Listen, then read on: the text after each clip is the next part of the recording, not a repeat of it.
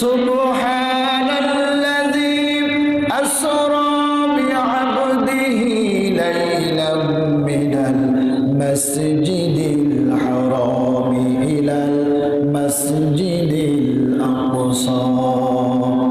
তিনি সেই মহামহিম সত্তা যিনি তার বান্দাকে রাতের কিছু অংশে মসজিদে হারাম থেকে মসজিদ আকসা পর্যন্ত ভ্রমণ করিয়েছেন, রাত্রিকালীন সফর করেছেন।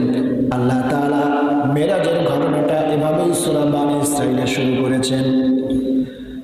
প্রিয় হাজিরিন, আল্লাহ রাসূল সাল্লাল্লাহু আলাইহি ওয়াসাল্লাম যেই সময়ে তার জীবনে মেরাজ সংঘটিত হলো, সেই সময়ের মানুষগুলি এই মহাকাশ সম্পর্কে তাদের কোনো আইডিয়া ছিল না, তাদের কোনো ধারণা ছিল না।